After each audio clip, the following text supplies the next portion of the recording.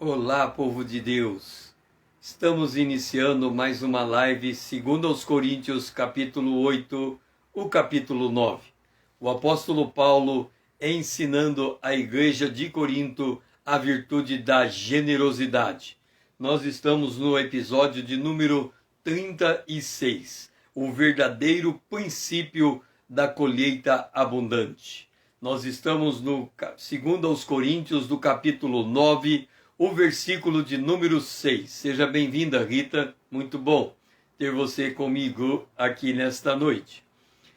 Segundo aos Coríntios, capítulo 9, o versículo 6 diz: E isto afirmo, aquele que semeia pouco, pouco também ceifará.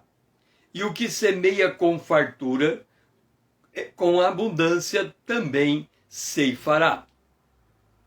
Este versículo é o ponto central de 2 aos Coríntios, o capítulo 8 e o capítulo 9. Esse verso, ele é o mais utilizado para enfatizar a importância de ofertar. Quando esse texto ele é lido fora do seu contexto, ele é lido isoladamente, a impressão que temos é uma visão retilínea do texto. Se você vai semear com fartura, você também vai colher com fartura. Nós temos colocado o exemplo de um agricultor que tem 1 hectare de terra, um agricultor que tem 1.000 hectares de terra e um agricultor que tem 20.000 hectares de terra. Obviamente, aquele que plantou 20.000 hectares de terra vai colher muito mais do que aquele que plantou 1 hectare de terra. Lembra quando Jesus chega e dá dons ou talentos? Ao primeiro ele dá 5 talentos, depois ao segundo ele dá 2 talentos, depois ao terceiro ele deu 1 talento. O que tinha 5 multiplicou e adquiriu 10 talentos. O que tinha 2 multiplicou e adquiriu 4 talentos. Mas o que tinha 1 enterrou o seu talento. Então, cada um, segundo a sua proporção, a sua medida de fé, cada um na sua colheita, vai ter um resultado equivalente ao da colheita.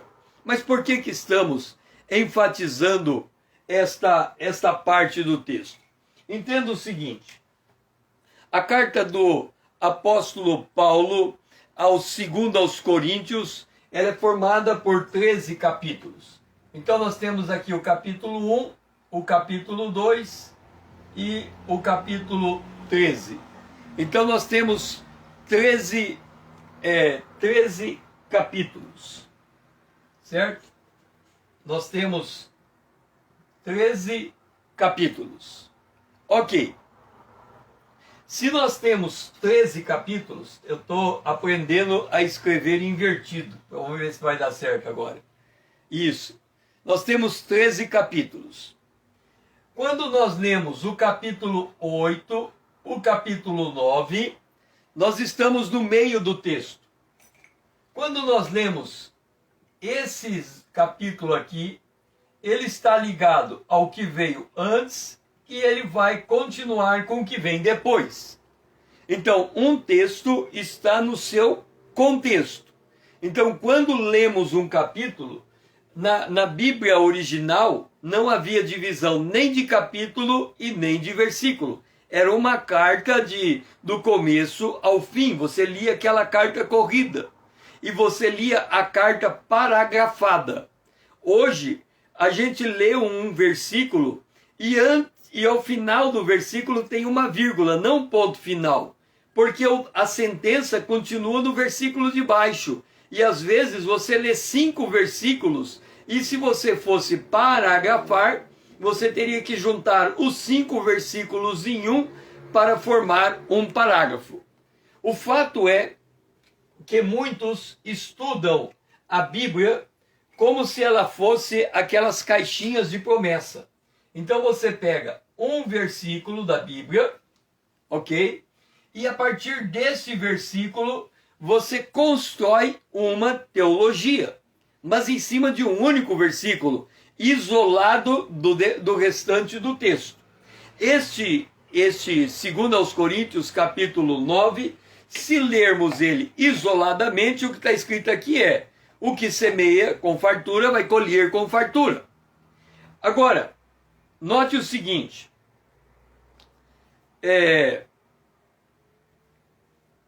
o que nós estamos falando a respeito de plantar muito e colher muito? Nós estamos falando daquele chamado princípio do retorno, né? O pregador, ele diz assim: olha, a oferta é a tua semente. Se você plantar muita semente, você vai colher muita semente. Então o pregador, quando ele está enfatizando a oferta em si, para ser colocada no gasofilaço, ele diz assim, presta atenção, você entrega a tua oferta e ela te traz um retorno. E aí ele diz assim, se você entregar a oferta, ela te traz um retorno em belas casas, em carro do ano, em roupa de marca, em férias requintadas, em pouco trabalho e muito usufruto. Então, o objetivo da oferta é: eu dou minha oferta e extraio ela de alguma coisa. Assim dá a entender a leitura isolada desse texto. Ora, o problema é que quando nós olhamos para a oferta, no sentido em que ela vai nos prosperar, e nós estamos apenas colocando a oferta aqui, nós olhamos para o outro lado e dizemos o seguinte: não pode haver pobre no meio do povo de Deus, porque todos nascemos para sermos ricos. Então, se nascemos para sermos ricos, vamos entregar a oferta e vamos multiplicar a nossa renda. Essa é a lógica. Baseado nessa lógica, muito pastor chega a afirmar que ele odeia o pobre, porque ele olha para o pobre como alguém desalentado da vida, como alguém que perdeu a esperança de ser alguém na vida. E de fato, se a gente for olhar a vida de muitos mendigos, né? Eu morei em uma cidade em que havia um mendigo naquela cidade que ele era... ele falava inglês fluentemente e ele era um mendigo. Quando chegava um americano na cidade, seja na prefeitura, seja numa indústria, as pessoas iam até aquele mendigo, davam um banho nele, vestia roupa sobre ele, levava ele até aquele ambiente de luxo, ele falava com o americano e se tornava o intérprete daquela reunião. Quando terminava aquela reunião, ele tirava aquela roupa que tinha colocado nele, vestia suas roupas velhas e voltava a mendigar o pão. Então muitos enxergam o mendigo pode ser como um preguiçoso, como desalentado, como desacursoado, como aquele que não tem mais objetivo na vida, como aquele que perdeu a esperança. Nesse contraste, a pessoa diz: eu quero uma vida diferente dele. Eu quero uma vida em que eu consiga crescer, eu consiga prosperar, eu consiga ter riqueza. E aí a pobreza, ela passa a ser vista como uma maldição na terra. Ora, se fosse assim, Jesus não diria, quando aquele perfume foi derramado sobre ele, e aí reclamaram da mulher que derramava o perfume sobre Jesus, e Jesus disse: ela fez para o meu sepultamento. Ou os pobres, vocês sempre terão entre vocês. Jesus estava citando Deuteronômio, em que os pobres, eles sempre vão existir, e não cabe a nós olhar para a pobreza no sentido de querer questionar a posição que eles estão ocupando. Eles podem estar ali porque eles querem, eles podem ali por uma decepção, mas cada caso é um caso isolado. O fato é que na legislação de Israel, era colocado de que o agricultor, quando ele fazia sua colheita e caísse espigas de milhos no chão, ele não poderia catar aquelas espigas de milho, porque depois que terminasse a colheita, ele deveria abrir a sua propriedade rural para que os pobres pudessem pegar aquela sobra que ficou no chão e, quem sabe, vender aquela sobra. O livro de Ruth mostra Ruth fazendo isto. Ruth vai à casa e vai colher espigas que estão no chão, e aí o dono da fazenda, Moab, não, deixa-me ver aqui o nome dele, né, que ele está na genealogia de Jesus. Então vamos lá na genealogia de Jesus encontrar o nome dele.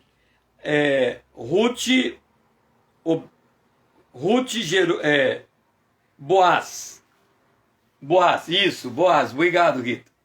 Então, o Boaz ficou tão impressionado com Ruth que ele disse para os homens não só não coletarem as espigas que sobravam, como também deixar a espiga cair mais espiga do que deviam, de forma que ela poderia ter depois, atrás deles, uma grande colheita. Se ela estava colhendo espigas ali, mostrava a condição de pobreza daquela mulher. Mas Israel, ele cuida da dignidade do pobre. Ele não rebaixa a dignidade do pobre. Ele não, vamos assim dizer, ele não entende por que a pessoa está naquela condição, mas ele cria uma situação em que ela pode trabalhar, ainda que seja só pegar a espiga que caiu no chão, e depois vender aquelas espigas e ter uma renda, e ter algum recurso. O fato é que, quando nós olhamos a palavra de Deus, será que a palavra de Deus, ela autoriza alguém entregar uma oferta apenas para aumento da sua prosperidade?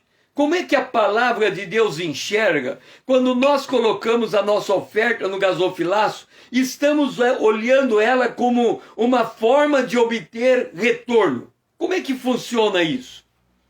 Se nós lermos Mateus capítulo 6, o versículo 19, Jesus diz assim: não acumuleis para vós outros tesouros sobre a terra, onde a traça e a ferrugem corroem, e onde os ladrões escavam e roubam.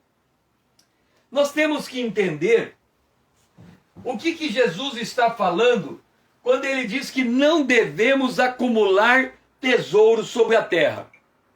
Observa o seguinte: foi escrito um livro, Karl Marx, Max Weber,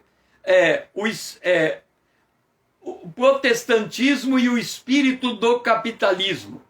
E Max Weber, ele demonstra que o capitalismo foi alavancado por causa da atitude do cristão em relação à perspectiva que o cristão tinha acerca do trabalho. Então vamos entender quando Jesus diz: não acumuleis para vós outros tesouro na terra. Aqui nós temos um espaço, ok? Isso aqui é um comércio. É um comércio. Aqui nós temos um edifício.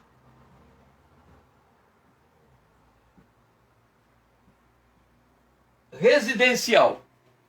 Então nós temos aqui um comércio. Acho que eu tenho que trocar a letra, é invertido. Nós temos aqui um comércio e um edifício residencial.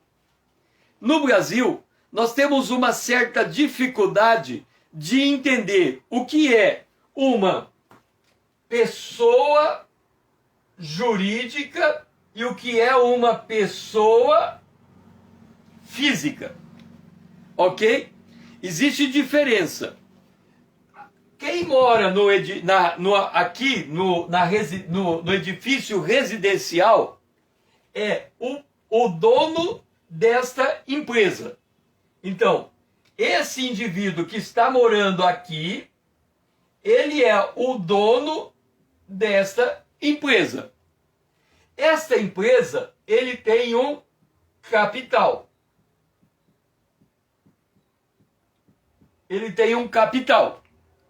Ora, este capital permite ele ter esta empresa. Esta empresa, ela contrata pessoas. Então vamos imaginar que esta empresa aqui, ela está contratando pessoas, e contratando pessoas, ela tem 10 funcionários. Então significa que essa empresa, ela é responsável por sustentar 10 funcionários. O que essa empresa vai entregar para esse indivíduo que mora no apartamento, o dono dessa empresa? Ela vai entregar o lucro. O lucro. Ora, o que ele vai fazer com o lucro? Esse lucro que ele tem é desse tamanho aqui, o lucro dele. O lucro dele é desse tamanho aqui. Ele vai pegar uma parte do lucro, vai reinvestir na empresa, ok? Ele vai reinvestir na empresa, e essa empresa, porque ele está reinvestindo na empresa, ele vai construir uma outra empresa. E nesta outra empresa, ele vai ter de novo mais 10 funcionários. Quando ele tem 10 funcionários, esta empresa, porque se ele investiu nessa empresa, ele aumentou o seu capital, ele agora tem 2 empresas, ele agora tem 20 funcionários, e esse funcionário e esta nova empresa vai entregar para ele o lucro. Então agora ele tem lucro de 2 empresas. De novo ele vai pegar uma parte desse lucro, vai levar de volta na empresa, e aí com o passar do tempo, ele poderá ter mais outra empresa. Agora note o seguinte, parte do lucro dele, ele traz para ele. Este lucro dele, se ele trabalha dentro da empresa, ele recebe um prolabore. Um prolabore é equivalente a um salário. Ele é diretor da empresa e pelo tempo de trabalho dentro da empresa, ele recebe um prolabore. E esse prolabore é custo para a empresa. Agora o lucro não. O lucro é dele. Então ele tem aqui o lucro dele. Esse lucro dele, ele não precisa devolver para a empresa. Ele pode ficar com ele. Este é o lucro que ele tem. A empresa dele está crescendo. Hoje é 1, amanhã é 2, amanhã, depois da manhã é 3, daqui um dia ele pode chegar a ter 20 empresas. Cada empresa vai ter 10 funcionários, hipoteticamente. 20 empresas vezes 10 funcionários, ele vai ter 200 funcionários. 200 funcionários, ele vai ter 200 famílias. Será que ali ele está acumulando tesouro? Não está acumulando tesouro. Ele está fazendo aumentar o seu patrimônio, ele está reinvestindo no seu negócio, esse negócio está expandindo, e quanto mais o negócio dele expande, mais ele vende. A Bíblia diz, no livro de Provérbios, que o vendedor que retém o trigo, entenda, o vendedor vende trigo. O vendedor que retém o trigo, ele é amaldiçoado pelo povo. Por que ele é amaldiçoado? Porque quanto mais empresas ele cria, mais o negócio dele gira, mais mercadoria ele gira, mais prosperidade ele entrega para a nação, mais gente compra, mais gente vende, mais gente se alimenta, o negócio dele está aumentando. Isso aqui não é acumular tesouro na terra. O que é o tesouro? É a parte do lucro dele que ele trouxe para o apartamento dele. E aí o que ele faz? eu tenho dinheiro, eu não preciso levar o dinheiro para a minha empresa. Eu conheci um empresário que ele administrou a empresa dele muito bem. A empresa dele estava redondinha. E aí, o filho que estava administrando a empresa chamou o pai, um senhor de idade, e falou assim: pai, é o seguinte, nós temos essa empresa, e essa empresa, nós não temos mais como comprar mercadoria, não tem mais espaço no estoque de mercadoria, está abarrotada de mercadoria, a empresa está vendendo o máximo que pode fazer, e nós não queremos abrir uma outra empresa. Então, pai, vamos fazer uma coisa? A partir de agora, todo o dinheiro que sobra nós vamos levar de volta para casa. Nós vamos levar como lucro distribuído. Ou seja, o dinheiro vai sair do negócio e vai vir para o apartamento. Quando esse dinheiro vem para o apartamento, ele é o lucro distribuído. Então, quando você está com lucro na tua mão, o lucro, olha só, a empresa está aqui. Eu estou do lado de cá, no meu apartamento, com o meu dinheiro, que eu ganhei da minha empresa, que tem o meu capital e que a empresa está empregando os funcionários dela, está fazendo os negócios dela. A riqueza acumulada é aquela que está na minha mão dentro do meu apartamento. Agora, eu vou dentro do meu apartamento, eu começo a trazer dinheiro. Então eu ponho dinheiro, pego o carro, eu compro um quadro novo, eu compro TV nova, eu compro cama nova, eu reformo minha casa, termino de reformar minha casa, sobrou dinheiro. O que eu vou fazer? Vou reformar minha casa de novo e novamente vou pintar. Era branca, agora vai ser uma casa azul, pinto tudo a casa, reforma, aumento. Mas o dinheiro continua vindo, porque esse negócio é grande, o negócio está crescendo, o dinheiro continua vindo. É esse dinheiro que Jesus disse: não acumuleis tesouros na terra. Jesus está dizendo, não tenha um grande negócio. Ele está dizendo, o teu negócio vai te entregar o lucro. Esse lucro, não acumule ele dentro da tua casa. Chega uma hora que você vai fazer igualzinho Bill Gates, né, que vai lá, cria tanto dinheiro que ele tem, que ele cria uma fundação, coloca o dinheiro naquela fundação e aquela fundação, sem fins lucrativos, vai fazer obras de benefício social. Então é desse dinheiro que nós estamos falando. Não acumuleis para vós outros tesouros sobre a terra, o dinheiro que você extrai do teu negócio e que você não tem mais aonde colocar esse dinheiro. Quando você olha para o reino de Deus e você percebe uma necessidade do reino de Deus. Há um homem que escreveu um livro chamado Deus é Dono do Meu Negócio. E ele disse o seguinte, que quando ele começou a colocar o capital dentro da empresa, a empresa dele começou a crescer. O que ele fazia? Ele pegava o lucro dele e tirava 10%. Então todo o lucro dele ele tirava 10%. E depois 20, 30, 40, quando chegou num tempo, ele já estava tirando 90% de lucro para o reino de Deus e vivendo com 10% do valor. Ele inverteu a lógica. Mas ele inverteu a lógica da onde? Do dinheiro que entrava no seu apartamento e não do dinheiro que estava no seu negócio. Porque o seu negócio, ele está gerando riqueza, ele está alimentando as nações, ele está... lembra de José no Egito?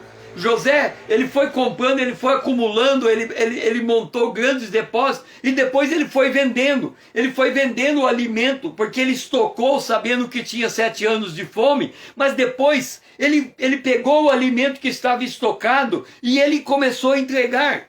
No Brasil, a gente chamava isso de estoque regulador. O Ministério da Agricultura, quando na época do arroz, ele comprava grandes quantidades de arroz e estocava. E aí, quando o preço subia, o governo vendia os estoques de arroz e baixava o preço. Então, isso é o negócio movimentando. Agora, é o dinheiro que vem para você na pessoa física. É desse dinheiro que você tira a tua oferta. Você pode fazer o teu negócio... ser beneficente numa parte do lucro dele, mas é outra história. A empresa é uma pessoa jurídica, ela ela trabalha de acordo com legislações, então ela tem que atender princípios de legislação e que opera lá. Agora, o dinheiro que vem para cá, o lucro, é ali que... Agora observa o seguinte, isso aqui é multiplicar. É você multiplicar a tua capacidade de gerar riqueza. É ter múltiplas fontes de renda.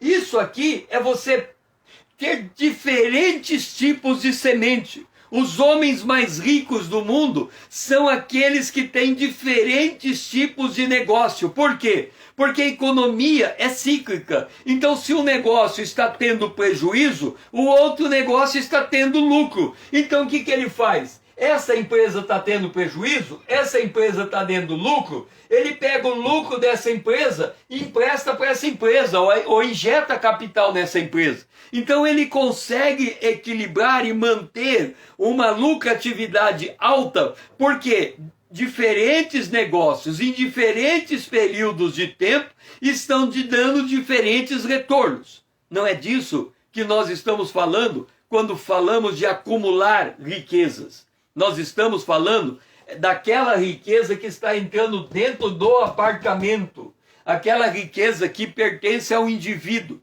É desta riqueza. E aí vem o pregador que não olha sobre essa ótica e ele enxerga que é esta riqueza aqui que tem que ser colocada no reino de Deus. E aí ele diz assim, olha, você tem que multiplicar cada vez, plantar cada vez mais para colher cada vez mais. Então você pega esse patrimônio, coloca dentro da arca e aquilo vai retornar para você crescer cada vez mais. Não faz sentido. Agora, se eu tenho lucro na minha mão, eu já colhi. Por quê? Eu plantei o meu negócio. O meu negócio me deu um retorno. E eu estou com a colheita na mão. E agora? O que é que eu faço com a colheita? É ali que começa a tua boa obra, ou você não tem boa obra. É ali que vai diferenciar os generosos dos avarentos. É ali que vai verificar aquele que de fato manifesta o amor do seu coração para com o seu próximo, ou não manifesta. Por quê? Vamos rebobinar a fita. Nós estamos vendo aqui um negócio sendo construído. Nós estamos vendo aqui o indivíduo morando no seu apartamento. Então estou colocando o apartamento em contraposição ao negócio. O dinheiro que está no negócio pertence ao negócio. O dinheiro que está no apartamento pertence ao indivíduo que é dono do apartamento, que é dono do negócio. Mas o dinheiro dele no negócio chama capital. O dinheiro dele no apartamento chama lucro ou prolabore, ou se ele era assalariado, é assalariado. É o dinheiro que vem para o apartamento. Esse dinheiro está na mão dele. E ele vai definir o que vai fazer com esse dinheiro. Ok. Rebobinando então. Quando o indivíduo está no mundo, ele sequer pensa que ele tem que dar uma responsabilidade social ao seu dinheiro. Entre aspas. Hoje se fala muito da responsabilidade social das empresas. Por que as empresas estão trabalhando com responsabilidade social? Lá na década de 80, final da década de 70, década de 80, explodiu no mundo inteiro a poluição das grandes cidades. O ar nas cidades ficaram intratáveis. As indústrias expeliam fumaça direto. E aí houve um plano de contenção. As indústrias tiveram que investir em purificadores de ar e tudo que vem da questão da qualidade para melhorar a qualidade de vida da cidade. E muitas cidades foram bem-sucedidas. O nível de poluição reduziu drasticamente.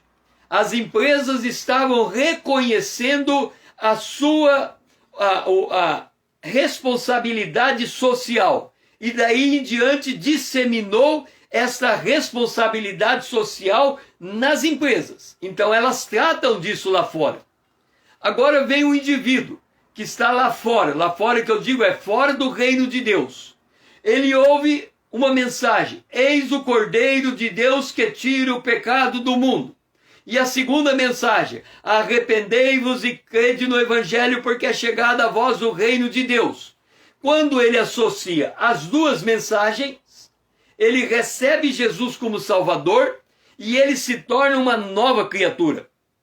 Quando ele se torna uma nova criatura, Jesus disse: se você me confessar diante dos homens, eu confesso diante do Pai. Se você me negar diante dos homens, eu nego você diante do Pai. Então aquele que se converteu, ele passa a ter um primeiro objetivo na sua vida: confessar aos homens Jesus Cristo. E como é que ele confessa aos homens Jesus Cristo? Por meio das águas do batismo. Ele chega em uma igreja local, ele pede para ser batizado naquela igreja, diante dos líderes daquela igreja e diante dos membros daquela igreja, desde que ele esteja em conformidade com a doutrina daquela igreja. Uma vez que ele tem uma experiência com Jesus Cristo, uma vez que ele tem uma identidade doutrinária com aquela igreja, e uma vez que ele quer dar testemunho público de Jesus Cristo, ele se submete às águas do batismo. Quando ele se submete às águas do batismo, ele está reconhecendo duas coisas: que ele é justificado em Cristo Jesus, e porque ele é justificado, ele foi regenerado.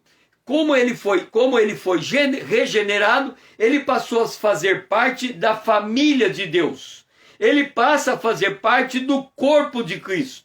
Ele passa a fazer parte de um grupo de pessoas que tem um mesmo Deus, uma mesma fé, um mesmo batismo, um mesmo Espírito. E ele está integrado na igreja local.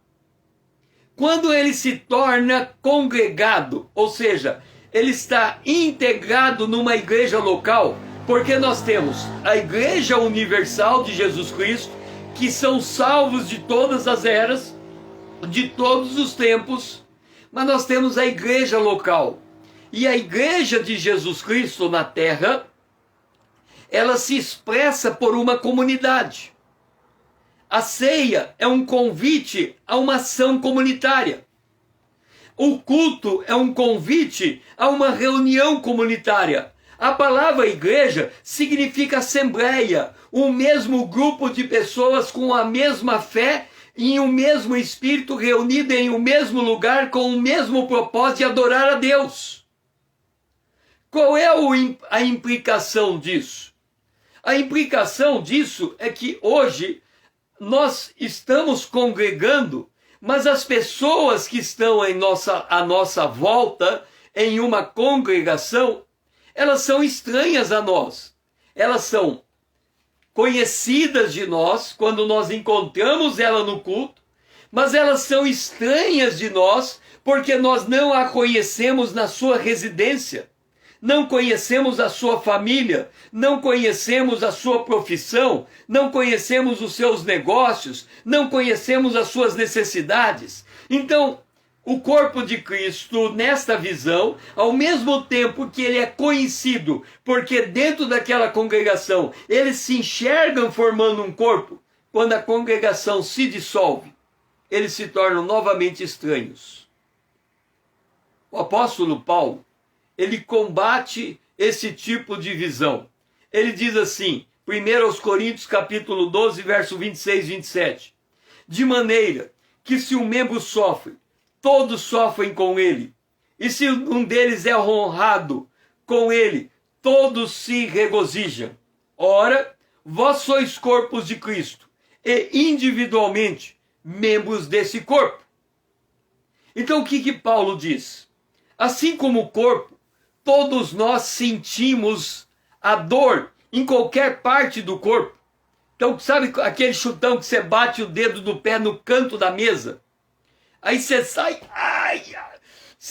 como que eu fui bater? E você geme de dor.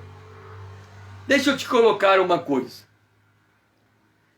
Faça um exame, uma análise da tua própria vida. Examine um dia em que você está absolutamente feliz. Você está... Vamos pensar, vamos montar um quadro aqui. Esse dia é um dia de domingo. Você foi ao culto na parte da manhã. Foi um culto abençoado. Você veio para a sua casa. Você tem uma área externa na casa, uma cozinha externa. E você resolve fazer um churrasco naquela manhã, naquele almoço. Então, está alguém ali preparando a carne, assando a carne, e você ficou encarregado de preparar a salada, e você vai cortando a salada, está cortando a tua salada, e você olha para o lado, e você vê o teu cônjuge ali todo feliz, assando churrasco, você olha os teus filhos correndo e brincando, e você diz assim, que vida maravilhosa eu tenho. E você continua cortando, e muito feliz, e de repente, você para com aquela alegria, e de repente você baixa a cabeça, a velocidade do corte começa a ser mais devagar, está cortando batata, mas parece que precisa de uma força para colocar batata. Aí você levanta a cabeça, teu cônjuge está fazendo churrasco todo feliz, você olha para o lado, teus filhos correndo felizes, e só você está triste naquela festa. Aí você fala, mas não tem sentido. Há um minuto atrás eu estava tão feliz com tudo que está acontecendo. Por que agora eu estou triste? Essa tristeza não lhe pertence. Essa tristeza que você está sentindo, ela não é a tua tristeza. Aí você vai dizer, ué, mas se ela não é minha tristeza, por que eu estou triste num domingo de manhã, preparando a comida com toda a minha família reunida? Por que eu estava feliz e agora estou triste? Porque se um sofre, todo o corpo sofre junto. De repente, a 5 quilômetros dali, numa outra casa, uma família que é teu irmão na fé, que você abraçou ele naquele dia, e que você falou para ele, tenha um feliz domingo. Aquela família está com a mesa vazia. Eles não têm o que comer. Eles estão colocando o último bocadinho de arroz na panela. Eles vão dividir o arroz um pouquinho para cada um. E eles vão fazer alguma coisa depois para tentar mitigar a fome.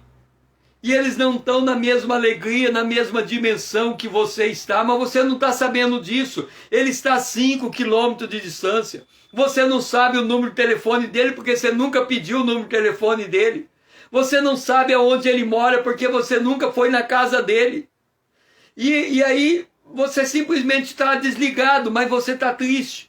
Quando um sofre, todos sofrem juntos. Então, é esse o sentido de corpo.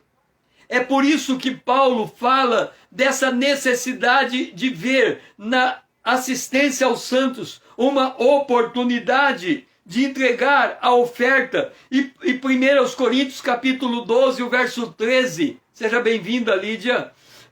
Paulo fala assim, em um só Espírito, e todos nós fomos batizados em um corpo, e a todos nos foi dado de beber de um mesmo Espírito.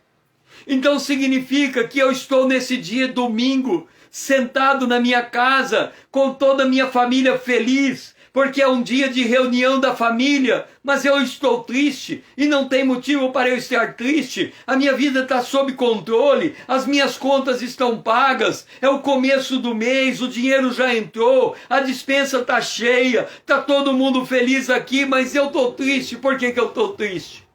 Porque a 5 quilômetros dali, o meu irmão, seja bem-vinda, Rose, o meu irmão está passando necessidade.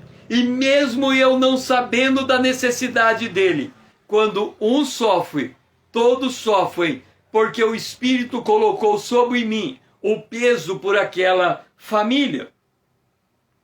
O apóstolo Paulo continua enfatizando esse aspecto aos Efésios, no capítulo 4, versículo 4 a 6. E ele diz que nós que nos convertemos, nós que fomos batizados, nós que congregamos numa igreja local, há um só corpo e um só Espírito, como também fomos chamados a uma só esperança da nossa vocação, a um só Senhor, uma fé, um batismo, um só Deus e Pai de todos. Por que Paulo salienta isso? Lembra quando Saulo caiu do cavalo?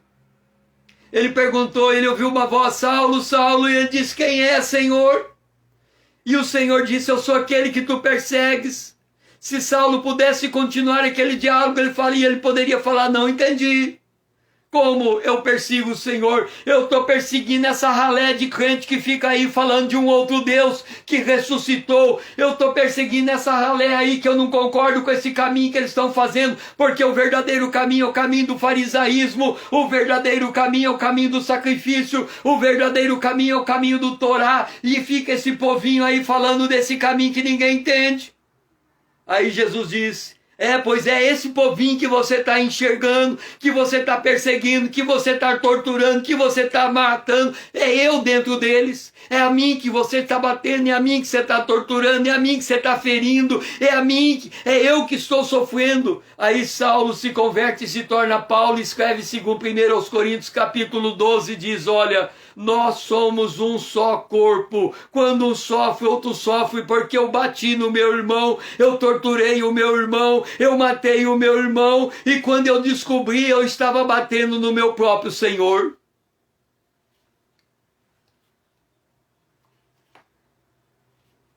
Deus, Ele é absolutamente justo. Ele não trata ninguém com diferença. Em Romanos capítulo 3, versículo 3 e 4 diz assim, seja Deus verdadeiro e mentiroso todo homem. Deus, Ele trata todos por igual. Ele não muda o seu tratamento. Isso significa que se eu estou passando fome e eu peço um prato de comida, Deus entrega um prato de comida, Ele responde a minha oração. Agora, por que o prato de comida não chegou na minha mesa? Esta é a pergunta. Se Deus é justo, e se Ele responde à oração do justo, e se eu pedir o prato de comida, por que Ele não entregou o prato de comida? O Salmo número 92, o verso 15 diz assim, para anunciar que o Senhor é reto, e Ele é a minha rocha, e no Senhor não há injustiça. Vamos de novo rebobinar a fita. Há um só corpo. Eu estou na minha casa, nós estamos nesse domingo maravilhoso. Nós estamos com toda a nossa família reunida. Nós estamos fazendo um churrasco. Nós estamos... eu fiquei encarregado de cortar a verdura, a batata, fazer uma salada. E eu estou cortando e de repente eu paro de cortar e eu começo a ficar triste. Porque tem alguém a 5 quilômetros, que é meu irmão na fé, que eu abracei ele naquele culto, que eu dei um bom domingo para ele, mas lá na casa dele não tem comida. Só um pouquinho de arroz eles vão comer e depois eles vão mitigar a fome. Sabe-se lá como. Deus não é injusto. Por certo que aquele homem pediu alguma coisa a Deus. Ele clamou, Deus, a minha mesa está vazia, os meus filhos estão passando fome, por que o Senhor não ouve a minha oração? E aí o apóstolo Paulo chega às igrejas da Macedônia e diz assim, olha, a igreja de Jerusalém está clamando, porque eles estão passando muita fome, eles estão sofrendo tribulações, eles estão sendo saqueados nos seus bens, eles estão empobrecidos, eles precisam de ajuda. E aí, quando Paulo percebe, está ali as igrejas da Macedônia com muito rogo, clamando para participar da graça de estender a sua oferta à igreja de Jerusalém. Agora, vamos voltar no capítulo que nós estávamos, 2 aos Coríntios, capítulo 9, o versículo 6, aonde tudo começou. Vamos apagar aqui essa visão da riqueza e vamos voltar à carta de Coríntios, no capítulo de número... a carta de Paulo aos Coríntios, 2 aos Coríntios. Ela começa no capítulo de verso 1, e depois ela passa pelo capítulo 8, ela passa pelo capítulo 9, e ela termina no capítulo de número 13. Ela termina no capítulo de número 13.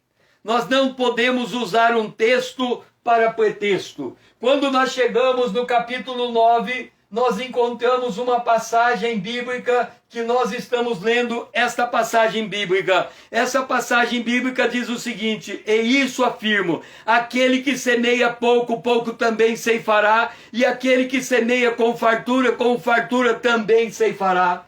Quando esse texto ele é lido nas igrejas, muitos dos pastores dizem assim: olha, aqui está o gasofilaço. Aqui você vai colocar a tua oferta dentro do gasofilaço. E se você colocar a tua oferta dentro do gasofilaço, a bênção de Deus vai voltar para você. Você vai ter uma casa nova, você vai ter um carro novo, você vai ter uma roupa nova. Então você está entregando a bênção para receber algo de volta. Mas ele está lendo 2 aos Coríntios, no capítulo de número 9, no versículo de número 6. Vamos ver se eu li 6 e 9. Eu tenho que inverter aqui, que eu tenho que aprender a escrever do contrário. 9. Então ele está lendo o capítulo número 9, o verso 6.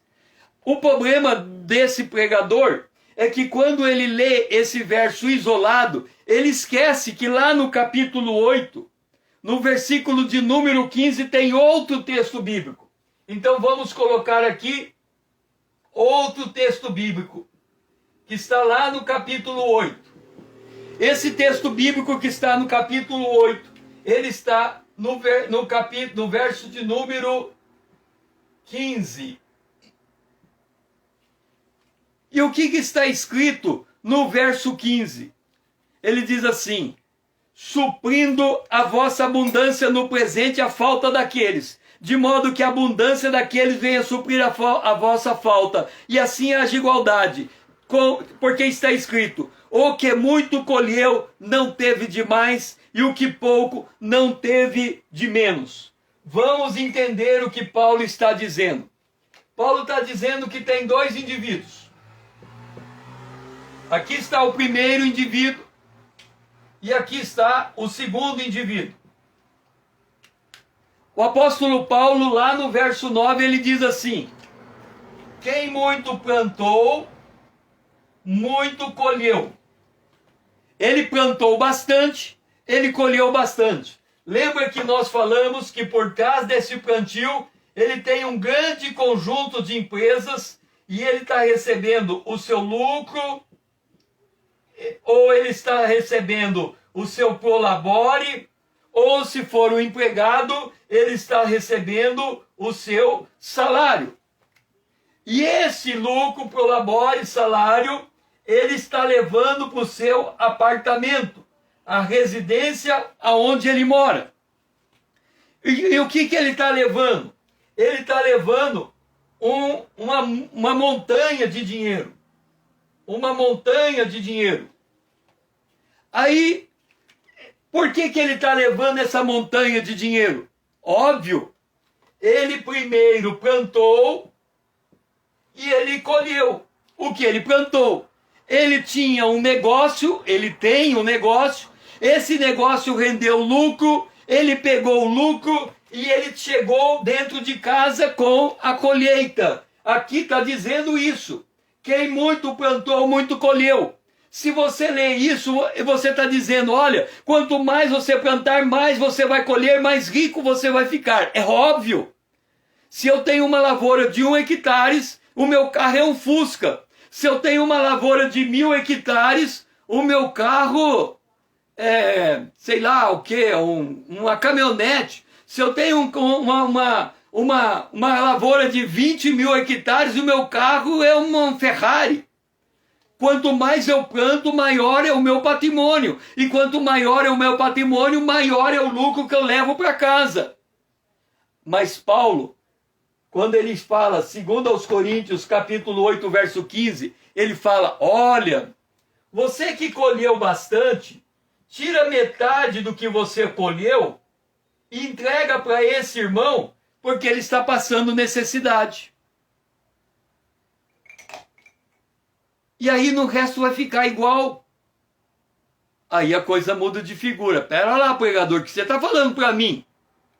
Você está falando o seguinte, eu vou pegar o meu dinheiro, vou abrir uma empresa, vou assinar o contrato social, vou pôr o meu capital, essa empresa vai prosperar, ela vai ter um grande lucro, eu vou pegar aquele lucro, vou trazer ele para mim, vou pegar uma parte do lucro, vou aumentar o capital, vou aumentar a empresa vai ficar maior, e o capital vai me dar um lucro, o lucro vai chegar para mim. Agora que eu tenho montanha de dinheiro que eu colhi, você está dizendo para eu não decorar a minha casa, pegar metade do meu dinheiro e dar para Jerusalém porque ela está passando necessidade? Ficou doido? Ué? O pregador estava dizendo, se você plantar muito, você vai colher muito. Se você colocar no gasofilaço, se você colocar R$1.000 no gasofilaço, multiplicar por 100 vai dar 10 mil, sei lá, 100 mil. Nem sei fazer a conta. Aumentar teu dinheiro. Então você põe dinheiro que ele volta para você. Mas o que Paulo está dizendo, não. Você colheu bastante, pega metade da tua colheita e leva para Jerusalém. E aí ele dá a instrução, cada um faça a sua oferta de acordo com a tua prosperidade. Que prosperidade ele está falando? Você tem a empresa tem um lucro, o lucro chegou para você, você vai levar o teu lucro para o teu apartamento, você pode, em vez de um carro você compra 2, em vez de 2 você compra 3, em vez de 3 você compra 4, em vez de você comprar uma caminhonete você compra uma BMW, em vez de você comprar uma BMW você compra uma Ferrari. Mas nós estamos falando do teu lucro que está chegando para você, e você está acumulando tesouro, acumulando tesouro, acumulando tesouro, e você nem está aí para o que está acontecendo no reino de Deus. Aí Paulo fala, você está louco? Você colhe. Por quê? Agora vamos voltar, vamos rebobinar. Esse indivíduo, pobre, necessitado, ele diz assim, Deus, me dá um prato de comida. Aí Deus olha para ele e fala assim, se eu der um prato de comida para esse cara ele não vai saber o que fazer com o prato depois. Porque ele chegou nessa situação de pobreza, porque ele não sabe administrar as coisas. Então se eu falar assim, olha, eu vou te dar um prato e vou pôr comida. Aí ele come, pega o prato e joga fora. Chega no dia seguinte, você vem com a comida, cadê o prato? Ah, eu joguei fora o prato e eu ficar com o prato sujo na mão? Aí você dá o prato de novo para ele, ele come, joga o prato fora e chega no outro dia, cadê o prato? Ele não percebeu que a comida vai vir todo dia, mas ele precisa pelo menos ficar com o prato na mão. Mas ele não tem percepção dessas coisas. Então Deus diz assim, quer saber de uma coisa? Se eu der a comida direto para ele, vai dar problema. Aí ele vai falar, aquele cara lá, ele tem uma capacidade impressionante, ele é um empresário. Então eu vou fazer o seguinte, eu vou fazer que a colheita dele, ao invés de ser 10, seja 20, seja 30, seja 60, seja 100, e eu vou aumentar a prosperidade dele. E ele vai chegar na casa dele com uma montanha de dinheiro e falar, olha meus filhos, o dinheiro que eu ganhei, quem quer camisa nova, quem quer carro novo, quem quer brinquedo novo, olha o brinquedo. Aí Paulo fala, você é doido? Você recebeu tudo isso graças às orações daqueles que estão passando fome. Só que Deus, ao invés de mandar a comida direto para eles, mandou para a tua mão. E agora cabe você chegar até eles, e estender a tua mão, estender a tua generosidade, mostrar o seu amor, abraçar essa causa, se envolver com eles. E você está decorando a sua casa. Por isso que nós temos que ler os dois versos em conjunto. Se esse verso está dizendo, quem muito plantou, muito colheu, esse verso está dizendo, e quem colheu muito, dê àquele que colheu pouco, para que haja equilíbrio na minha casa. Esta é a mensagem do apóstolo Paulo. Agora, a partir dessa mensagem, você julgue as mensagens que você recebe quando se trata de oferta. Em primeiro lugar, no texto de ontem, nós demonstramos que o apóstolo Paulo, em todo tempo que ele trata de oferta, em todo tempo, ele não usa a palavra dinheiro. Porque se ele usasse a palavra dinheiro, ia instigar no indivíduo a cobiça, exatamente essa cobiça que nós estamos tentando evitar, de dizer assim, você que tem 10 mil, dê 10 mil, você que tem 5 mil, dê 5 mil, você que tem 1.000, dê 1.000. Quando nós citamos dinheiro, o dinheiro se torna a raiz de todo o mal, porque a pessoa olhando para o dinheiro, multiplicando, a cobiça entra no coração dele, e ele para de enxergar o objetivo da oferta, que é, em amor, atender os santos que estão passando necessidade, para tentar descobrir o quanto aquela oferta vai aumentar o seu patrimônio. Quem é empresário sabe que o seu patrimônio ele se autossustenta, ele se multiplica, por isso que o capital gera lucro, parte do lucro se investe na empresa, que gera novo capital. Quando nós tratamos de uma empresa, nós temos capital próprio e capital de terceiro. Quando alguém quer aumentar a sua empresa e ele não tem como aportar capital, ele pode abrir a sua empresa no mercado de ações e aumentar o número de sócios com mais capital para que ele possa investir em novos parques fabris. Ou então, ele pode buscar um financiamento, aumentar a sua fábrica, e aí com o lucro ele vai pagando e amortizando aquele empréstimo, aquele financiamento que ele fez, até que ele consiga de novo estar num patamar mais elevado. Isso é a empresa funcionando. Agora, quando ele vai para a sua individualidade, que ele está com aquilo que ele recebe de retorno para a empresa na sua mão, e quando ele olha para dentro da sua casa, e ele tenta entender o que ele vai fazer com aquilo que está diante dele, o apóstolo Paulo chega e diz, no primeiro dia da semana, de acordo com a tua prosperidade, você deve, em diligência, em sinceridade do seu amor, olhar para a casa de Deus, perceber que tem uma igreja passando necessidade, pega da tua prosperidade e alimenta aquela casa. Prove o teu amor. Por isso que Paulo, em 2 Coríntios, capítulo 8, verso 8, alguns versos atrás, ele diz assim, não vos falo na forma de mandamento, oferta não é obrigação, mas eu quero provar, pela diligência dos outros, a sinceridade do vosso amor.